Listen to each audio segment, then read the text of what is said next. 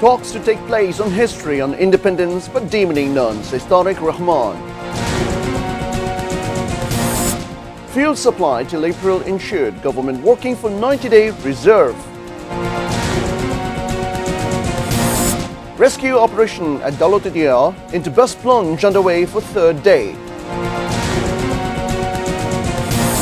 UN Secretary General reaffirms support, solidarity with Bangladesh.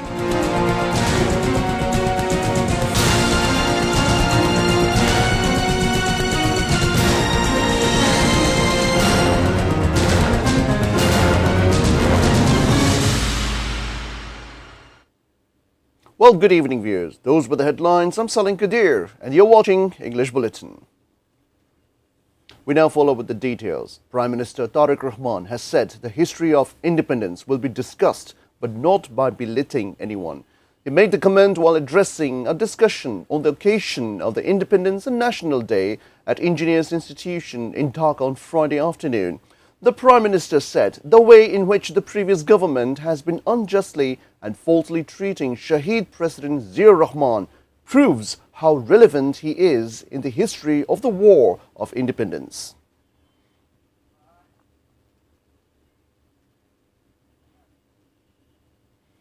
Power, Energy and Mineral Resources Minister Iqbal Hassan Mahmood Tuku has said that there is no shortage of fuel in the country.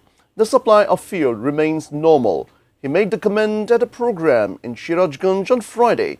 He blamed corruption and black marketing behind the artificial shortage and said it has already been detected in Sirajganj and other parts of the country. At another program in Khulna, the State Minister of the Ministry, Anindo Islam Amit, said fuel reserve has been ensured for up to April. Government is working for fulfillment of the demand for 90 days, he added. Joint forces have seized about 6,000 litres of diesel that was illegally stockpiled in Chattogram. The worth of the seized diesel and is about Taka 18 lakh. 3 pumps were also seized during the drive between 10:30 a.m. to 1:30 p.m. on Friday. The officers taking part in the operation said a case has been prepared over the incident.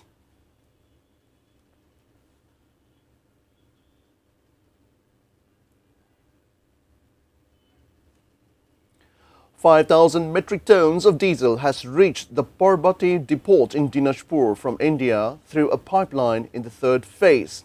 The authorities are continuing the supply operation by keeping the depot open even on holidays to deal with the crisis. All transportation operations were completed through the Bangladesh-India Friendship Pipeline on Friday morning. Oil supply started there at around 8:30 a.m.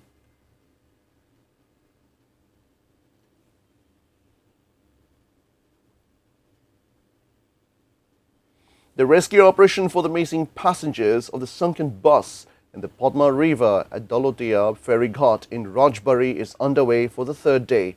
Divers started the rescue operation after 8 a.m. and continued till 1:30 p.m. with no break, which resumed at 4 p.m. Members of Navy, Coast Guard and Fire Service and Civil Defence took part in the rescue operation today. According to the Deputy Assistant Director of Rajbari Fire Service, Diwan Sohail Rana, one person still remains missing. However, the identity of the person is yet to be confirmed.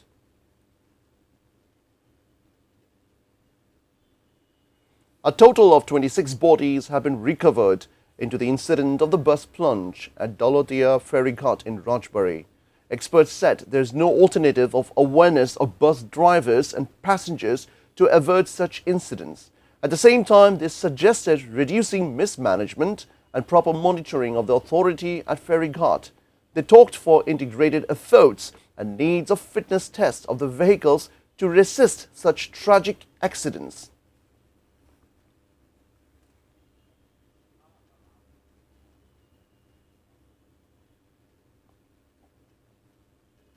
Jamaat Islamic will take effective steps for implementing July Charter through upholding effective roles in the parliament. The party will take to the streets if anybody opposes the July Charter. Jamaat's Working Council member and Dhaka 12 lawmaker Saiful Alam Milan made the remark after holding a meeting with the delegation of International Foundation for Electoral Systems on Friday morning. During the meeting, they discussed how to make the parliament effective and strong. The Jamaat leader alleged that the ruling party wants to cancel the ordinance of the referendum. UN Secretary-General Antonio Guterres has reaffirmed the United Nations' unwavering support and solidarity with Bangladesh. The UN chief made such assurance during a meeting with Foreign Minister Dr. Khalilur Rahman at the UN headquarters on Thursday. During the meeting, the UN chief extended warm congratulations to the newly formed government of Bangladesh.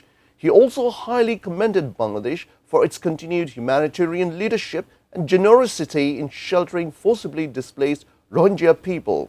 On behalf of the Prime Minister, the Foreign Minister extended an invitation to the UN Secretary-General to visit Bangladesh.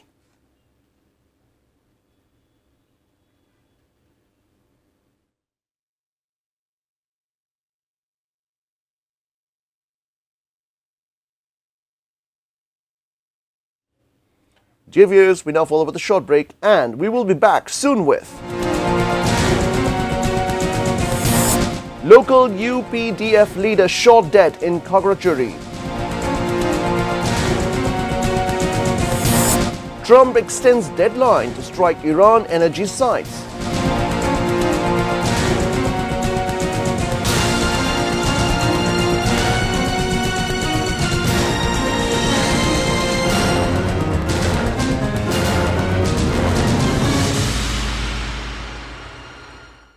Welcome back. You're watching ATN News. This is English Bulletin. Prime Minister Tariq Rahman sent gift to Tania Akhtar Rumi, a daughter of Shahid Jamal, who was killed in Chattogram during the 2024 mass uprising. He also bore the expenses of the wedding of Tania Akhtar Rumi. Under the leadership of Prime Minister's additional press secretary, Atikur Rahman Rumun, the financial assistance was provided to Shahid Jamal's family at a function at Chattogram Press Club on Friday morning. The special gift was presented on behalf of Tariq Rahman, the main patron of Amra BNP Poribar, by State Minister for Land and Chittagong Hill Tracts Affairs, Mir Mohammad Hilaluddin. On the occasion, a monthly scholarship was announced for Japo Chakma, who has passed the Dhaka University admission tests.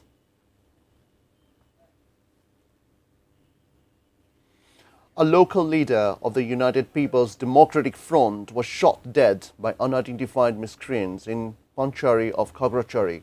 The deceased Niti Datta Chakma was a coordinator of Panchari Upazila UPDF. The incident occurred around 9 a.m. in the Sutukarma Para area on Friday morning. According to locals, a group of assailants opened fire on Niti, leaving him critically injured on the spot. Locals later rescued him from the spot and took him to the Khagratchari Shodor Hospital, where the attending doctors declared him dead.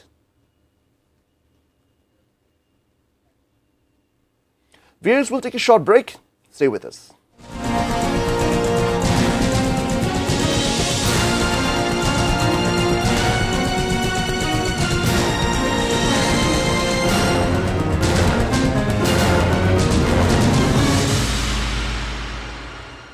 Welcome back. You're watching English Bulletin, and now we begin with news around the world.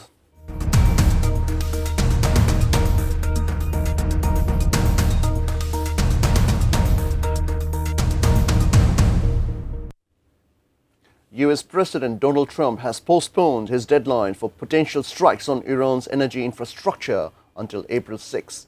In a Truth Social post, he said the delay came at Tehran's request and emphasizing that negotiations are progressing positively. Earlier, Trump had dismissed suggestions that he was eager to secure a deal to end the Middle East conflict, even as Iran responded cautiously to a US-backed peace proposal.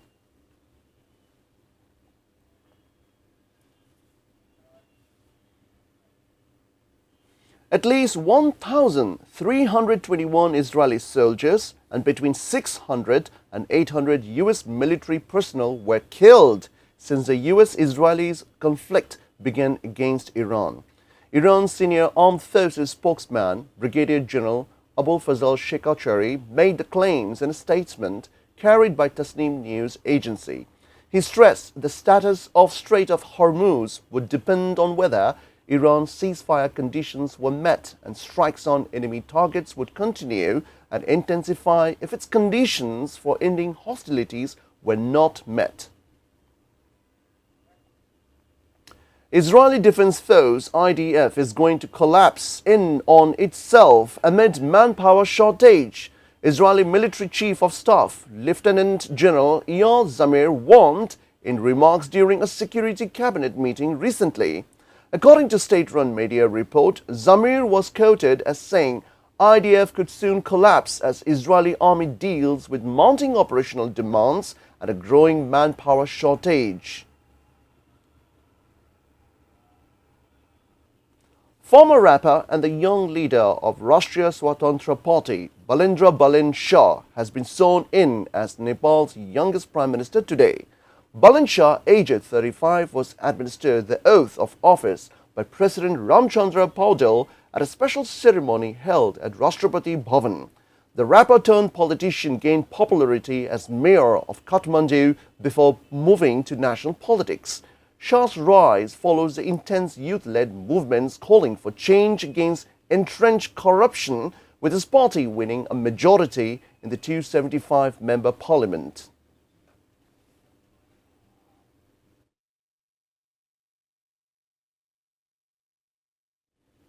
Viewers, we now begin with sports news.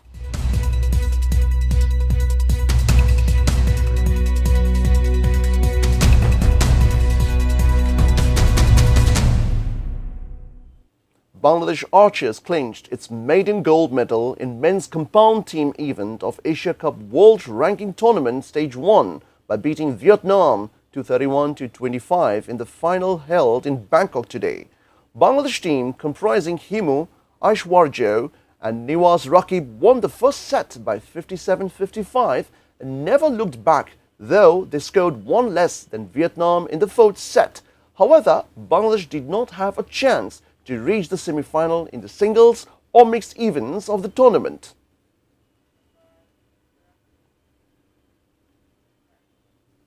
Well, before ending the bulletin, we have top stories once again. Talks to take place on history on independence but demeaning none, says Tariq Rahman. Fuel supply till April ensured, government working for 90-day reserve. Rescue operation at Daulatdia into bus plunge underway for third day. UN Secretary General reaffirms support, solidarity with Bangladesh. Local UPDF leader shot dead in Khagrachari. And Trump extends deadline to strike Iran energy sites.